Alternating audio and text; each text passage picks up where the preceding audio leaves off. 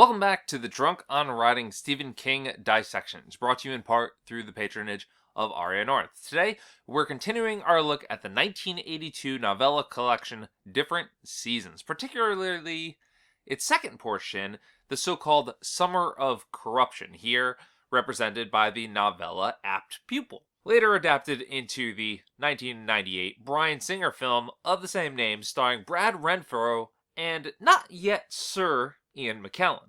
Before we get into it, let me just remind you that you can get more episodes of Drunk on Writing more often and become part of the exclusive, patron-exclusive Drunk on Writing video club by signing up over at drunkonwriting.com. Now, fun fact about Apt Pupil. In the different seasons afterward, Stephen King went on to say that he wrote it in about 2 weeks right after writing The Shining.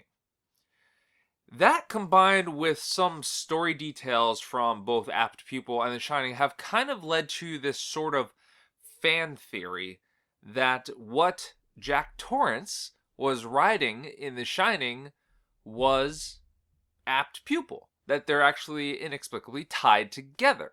You know, what he was writing other than that whole all work and no play stuff, at least. I don't exactly agree with the theory, though the name Danker does appear in both pieces of writing, as does the room 217, which Ed French is in a hotel, and of course in The Shining is the infamous room wherein the attractive seductress goes and slits her wrists and then later meets up with Jack. Ugh. But those are all just kind of minor points. They're the kind of things that would be kind of floating around in an author's head and just so happen to both wind up in pieces of literature that he's writing at approximately the same time. When you're, in the flow of it, you might just drop something and it seems pretty normal. It doesn't necessarily mean that they're connected, though. With Stephen King, you never know. I mean, they might be. They might very well be. Who knows? But there are, however, legitimate connections of Apt Pupil to other pieces of work. Particularly, one that stands out pretty easily is a connection to the very previous novella in this connection, The Shawshank Redemption. Well, Rita Hayworth and The Shawshank Redemption as one Andy Dufresne, who I'm certain you remember, right? He's mentioned as a very helpful banker, to say the least. When a Nazi is calling you a very helpful banker, you probably want to, question your morality in life, but, hey, that's just the banker's job, right? There's also a very minor reference to the short story Strawberry Spring, but that Shawshank one, being that it's in the same collection, really has me curious if the following two novellas will connect to Shawshank and Apt Pupil. It's been a long time since I've read them, so I don't exactly remember if they're all connected. I don't believe that they are, but, I'm rather curious. But I haven't actually said what Apt Pupil is about, have I?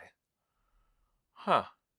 Well, okay, in broad terms, because either you've read it and are here to kind of learn more about it, dissect it as you would, or you're here to maybe just learn something about it? I don't know. Apt Pupil is about a boy. The titular Apt Pupil, as it were, a line that is dropped repeatedly throughout the novella, whether sarcastically or not. It's used by all these different characters to describe this boy, including on the very first page of the novella, who discovers an old man in his town is a former Nazi living under an assumed identity. Very, very cool idea. Very cool conceit that could go in oh so many directions. Well, I mean, with this setup, an author could truly go wherever. I mean, there's the possibilities are pretty endless with this sort of a setup. But King uses it here as a springboard to sort of touch on similar themes that he had already established in the likes of Carrie and Rage and a couple other books, as well as some of the earlier kind of thoughts on Vietnam that he had already established in a lot of his earlier pieces. But a lot of it is built on the premise of this boy, this apt pupil, Todd, described by King as 13 years old, 5 feet 8, and a healthy 140 pounds. Hair the color of ripe corn, blue eyes, white even teeth, lightly tanned skin marred by not even the first shadow of adolescent acne. He's an all-American boy, peeled right from the covers of Saturday Evening Post. Innocent, perfect, smart, kind, very good at sports. I think he graduates valedictorian, if not valedictorian, salutatorian. He's amazing. Except he's not. He's admittedly very obsessed with the Holocaust. It's an odd thing to be obsessed with.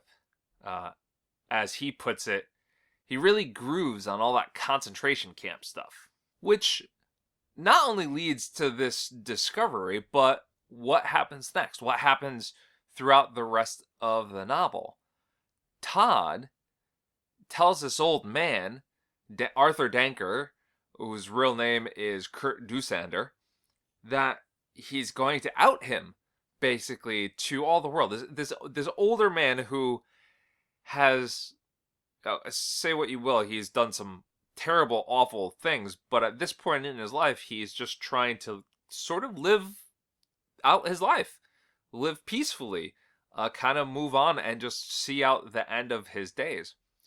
Todd threatens to out him to everyone unless Dusander tells him about the Holocaust, about the war, about everything. And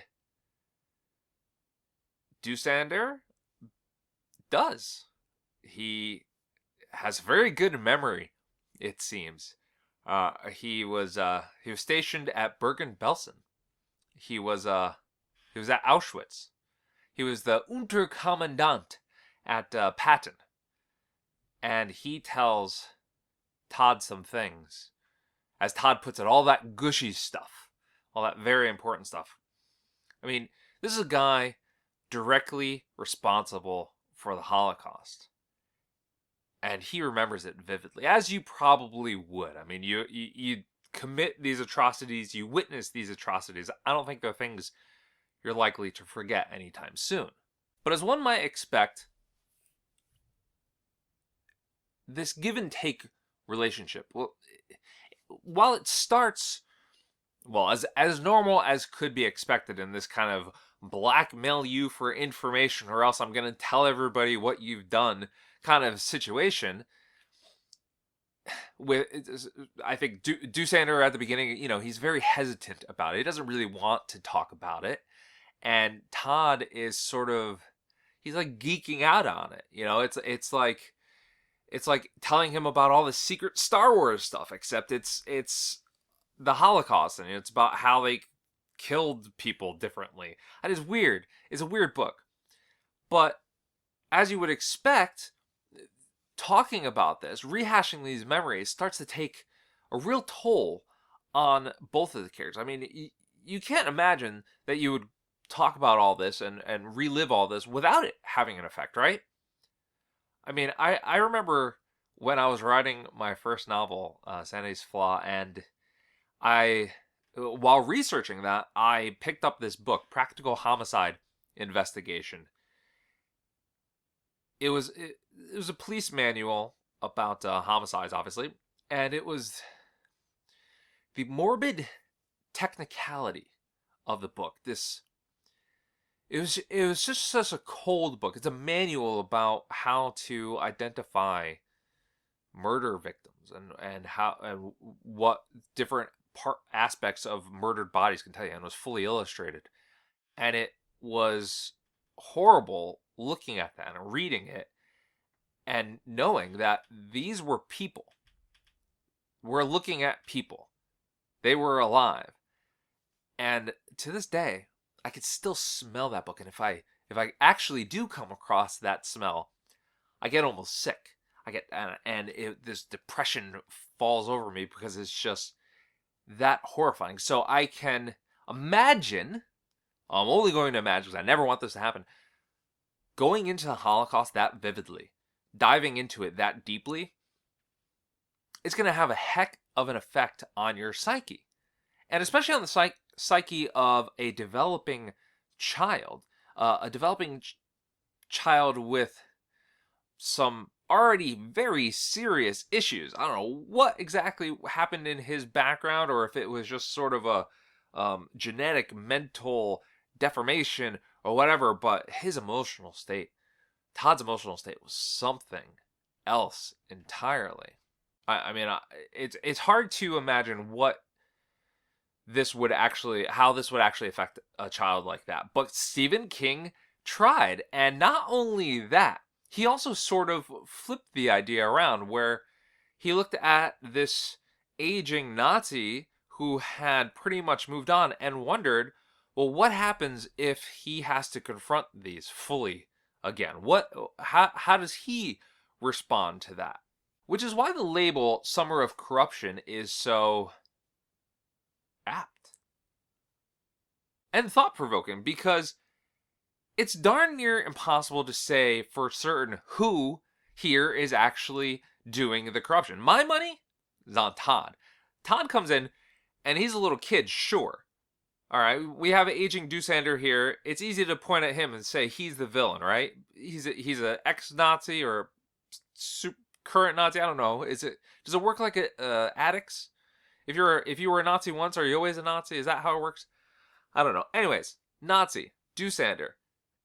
You could say he's the bad guy. Easy, right? But Todd is the one who came in, interrupted this guy's life, blackmailed him, makes him do horrible things, talk about horrible things, and just, Todd he's a piece of work. He's cold, apathetic, insert other synonyms for cold here. He's just not, people can call him an apt pupil all he wants, but he's not. He's kind of a little pain in the ass, is what he is. At one point, Todd actually asks Dussander about Ilse Koch, the so-called Witch of Buchenwald. I know I'm not saying any of that right, but he asked if she was not only beautiful, but if she was stacked. A normal kid doesn't ask that. A normal kid would probably go on the internet to find out, but a normal kid doesn't ask that. And that isn't to say his interactions with Dussander don't make him worse. Todd starts off pretty bad, and he's in a fragile emotional state. But talking with Dussander, learning so much about the Holocaust, makes him worse. Surprisingly. I don't know how. I guess maybe it just pushes him over to the next level, as it were. Not only do his grades start to suffer, and until a guidance counselor comes in and intervenes, and we'll talk more about the guidance counselor next time, but his entire sexual life is completely upheaved. He goes into some dark territory sexually, and again, he's a very young kid at this point, so this is also a very advanced stage. There are two quotes in particular I'm going to pull here, and I've edited them a bit just to kind of give you a heads up, because frankly, there are things in this book that I would not want to say out loud. They're kind of bad. So I've edited this slightly, but I think you'll get the idea because they're still pretty wild. So yes, two quotes. This first one, I think if you've read the book, you probably know exactly where I'm going. Was sort of touched on in the film, but not quite. It's about a dream. In the dream, he had been in one of the patent laboratories. He was standing at the end of a long, low table. A lush young girl of amazing beauty had been secured to this table with clamps. Doosander was assisting him. Doosander wore a white butcher's apron and nothing else. When he pivoted to turn on the monitoring equipment, Todd could see Doosander's scrawny buttocks grinding at each other like misshapen white stones. He handed something to Todd, something he recognized immediately, although he had never actually seen one. It was a dildo. Snaking out of it was a black electrical cord that ended in a red rubber bulb. Dimly, far off, he could hear Doosander reciting, Test Run 84, Electricity, Sexual Stimulus, Metabolism, based on the Thyssen theories of negative reinforcement. Subject is a young Jewish girl, approximately 16 years of age, no scar, no identifying marks, no known disabilities. That scene, which obviously goes full tilt into Todd's budding sexism, also gives an early indication of his growing anti-Semitism as well, right? It's in there, which throughout the rest of the book, it really plays as this fascination, this obsession of perversion, as we see here in this very next quote. Todd hadn't felt any of the things he was supposed to feel. Kissing her lips was like kissing warm but uncooked liver. Having her tongue in his mouth only made him wonder what kind of germs she was carrying, and sometimes he thought he could smell her filling, an unpleasant metallic odor like chrome. Her breasts were bags of meat, no more. Todd had done it twice more with her before Doosander's heart attack. Each time he had more trouble getting erect. In both cases, he had finally succeeded by using a fantasy. She was stripped naked in front of all of their friends, crying. Todd was forcing her to walk up and down before them while he cried out, Show your tits! Let them see your snatch, you cheap slut! Spread your cheeks! That's right, bend over and spread them. Yeah, it's bad, and I'm sorry I had to say that. I didn't want to say that. I kind of feel uncomfortable having said that. I don't like it. That was awkward. And I just want to say, perhaps if all of the negative effects of talking about the Holocaust were relegated simply to these dark fantasies, these dark dreams, maybe they would have gone away eventually. You know, when you're a teenage boy, there's all these hormones flooding up in your head and things are confusing and things are weird, and I don't know, maybe you have dark thoughts. I don't know, I never had any of those kind of thoughts, but you know, maybe somebody would have something weird like that, especially when you're experiencing all this information about the Holocaust. But in Todd, all of this also has the effect of awakening another desire of sorts. Though maybe desire is the wrong word, actually. Maybe it's more of a need, actually, as we see in this quote. After he finally found the wino in the culvert again and used the hammer on him, these dreams went away. He supposed he might have to kill again, and maybe more than once. It was too bad, but of course their time of usefulness as human creatures was over. Except their usefulness to Todd, of course. And Todd, like everyone else he knew, was only tailoring his lifestyle to fit his own particular needs as he grew older. Really, he was no different than anybody. You had to make your own way in the world. If you were going to get along, you had to do it by yourself. Todd kills to feel normal again.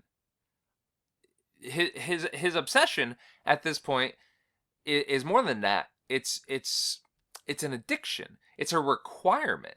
He has to live out these misdeeds that he's heard about, these murders that he's learned about, that he's being told about, just to function. And when he does commit murder, the first time, the second time, the third time, every single time, his grades improve, his psyche improves, he graduates top of his class. You know, like I said before, he makes the varsity teams. Everything in his life seems to get better because he's just able to go off and live out what he has to on these winos. There's actually an interesting part in the book where a newspaper starts running articles about how all of the so-called winos, the bums, the vagrants and whatnot are missing. They're getting killed, and it's fascinating that this sort of thing happens. But it's not just Todd, actually, who is contributing to this, because the recounting of the Holocaust has had a very similar effect on Doosander as well. Just listen to this quote. The winos were fun. They made him feel alive. He was beginning to feel that the years he had spent in Santo Donato, The years before, the boy had turned up on his doorstep with his big blue eyes and his wide American grin had been years spent being old before his time. He had been just past his mid-60s when he came here, and he felt much younger than that now. It sort of plays into a number of themes King has introduced in his stories along the way. I sort of hinted at this earlier, but even going back to like Salem's Lot, it's this idea that evil pervades, it perverts, it lingers, and it can lie dormant for years before unleashing its fury on some unknown but vulnerable prey. And I think what makes Apt Pupil so compelling, if maybe not at the surface level, because I don't think this is anywhere near the strongest writing that we've had from Stephen King so far, but at the start here, Todd is very similar to some of the other child protagonists that we get from King. Think of the kids from The Body, better known as Stand By Me, the next novella that we'll be talking about. I mean, certainly you've probably seen the movie. They're kids, they're kind of adult-like kids, but they're kids nonetheless. Or think more of the kids from It, how they handled the situation, how they conquered evil. Spoilers, I guess. I don't know. We haven't gotten there, so yeah, spoilers. Even the kids from Stranger Things, very much ripped from Stephen King's stories with a touch of Spielberg thrown in for good measure. There's a basic theme here, and what's interesting is Apt Pupil starts off with Todd seeming to be very similar. This kind of fresh-faced blank slate of a boy coming in and interested in a subject and then just torn asunder, ripped apart emotionally, traumatically, mentally, due to the ruthless nature of the Holocaust and the Nazi regime. And unlike in those stories where the kids do triumph over evil, I feel like Todd here almost like relishes in it. Like he just like frolics in it. He loves it. He's just all about it, and it overwhelms him. And this is why I don't think Todd is the protagonist here. I think he is the antagonist. I think they're probably both antagonists, but Todd is the one that comes in. He's the one that breaks Doosander. When he makes Doosander wear that uniform again, makes him march, gets him in step, puts him right back in that frame of mind, not just bodily, but mentally, physically. It breaks him. And Doosander didn't do that. Doosander got blackmailed into talking about this thing. And then, yes, at certain points throughout the story, the tide of power turns a little bit. But yeah, Todd's just an evil son of a gun, isn't he? I mean, his spiral here, his downfall, this loss of sanity and escalating violence that kind of permeates the story. It's almost mesmerizing, really, to go through, hypnotizing in a way, almost like mantra-like at times. Just look at the scene with the bird. I mean, listen to this quote. It really does almost sound like it could be a poem. He rolled his bike forward over the J with exquisite slowness, hearing the newspaper crackles of its feathers and the crunch of its small hollow bones as they fractured inside it. He reversed, rolling over it again. It was still twitching. He rolled over it again, a single bloody feather stuck to his front tire, revolving up and down, up and down. By then the bird had stopped moving. The bird had kicked the bucket. The bird had punched out. The bird had gone to the great aviary in the sky. But Todd kept going forwards and backwards, across its mashed body, just the same. He did it for almost 5 minutes, and that thin smile never left his face. I mean, that's kind of incredible, right? And, I mean, there are just so many themes here. Another one that's fairly prominent is the effect of media on children, the effect of media on teens, on really anyone, on their developing psyche, on their current psyche. And King sort of explores how it can blur and obstruct. And there is a great quote that I would love to pull out, but I think It's a little too long, so I'm going to kind of truncate it here a little bit, where Todd is looking at these magazines, the ones that really spark his interest in the Holocaust in the very first place. And he's scrubbing through the stories, he's looking at all the pictures, he's marveling at the sheer number of casualties, almost disbelieving, like not even accepting that this can possibly be true. But at the end of this passage, there's this little suggestion about the Holocaust. Just give this one a listen. All the magazines said it was bad, what had happened. But all the stories were continued at the back of the book, and when you turned to those pages, the words saying it was bad were surrounded by ads. And these ads sold German knives and belts and helmets, as well as magic trusses and guaranteed hair restore. These ads sold German flags emblazoned with swastikas and Nazi Lugers and a game called Panzer Attack, as well as correspondence lessons and offers to make you rich selling elevator shoes to short men. They said it was bad, but it seemed like a lot of people must not mind. Terrifying, isn't it? And it's true. I play Wolfenstein. I've seen the Nazi memorabilia everywhere. You go to a flea market, you can't miss seeing all like the old World War II memorabilia that is available for sale, and people do buy them, maybe not to celebrate them, but certainly to acknowledge that they existed. There's some sort of grim fascination with World War II, I think, in particular, but I think that's more of a story for another day. But I think that last quote there really shows the why behind why King would write this story. As he admitted in a 1988 interview that appeared in the Bangor Daily News, I wrote a thing one time called APT Pupil to try to deal a little bit with the death camps. And I wrote it out of real puzzlement. I don't understand what happened over there. I don't have the slightest idea what got into those people. I can't understand what happened. It's like somebody drew a curtain over all their minds for that period of time. I don't really want to get too far into the parallels with the here and now of our current political environment, but you can kind of sort of see how maybe 40 years from now, someone's going to be writing a very similar story, trying to make sense of what's happening in our life, in our world.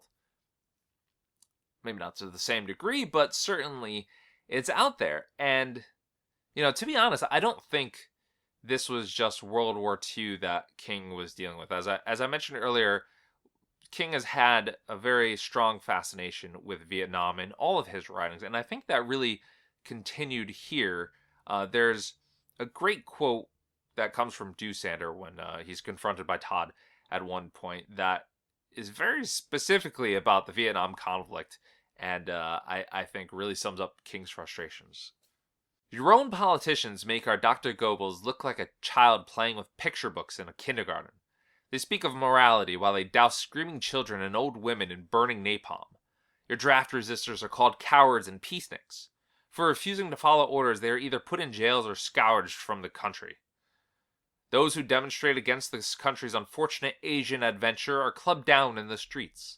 The GI soldiers who kill the innocent are decorated by presidents, welcomed home from the bayoneting of children and the burning of hospitals with parades and bunting. They are given dinners, keys to the city, free tickets to pro football games. And this is the kicker. This is the very end of the quote.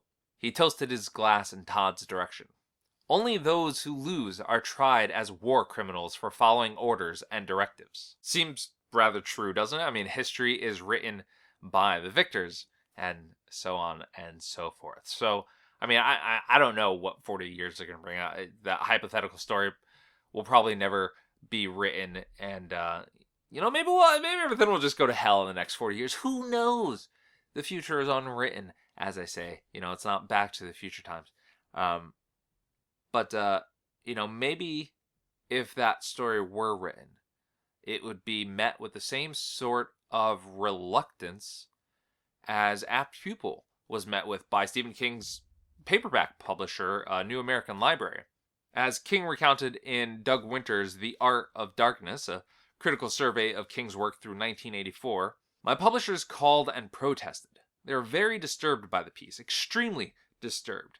It was too real. If the same story had been set in outer space, it would have been okay, because then you would have had that comforting layer of, well, this is just make-believe, so we can dismiss it. Unfortunately, I mean, they were pretty right.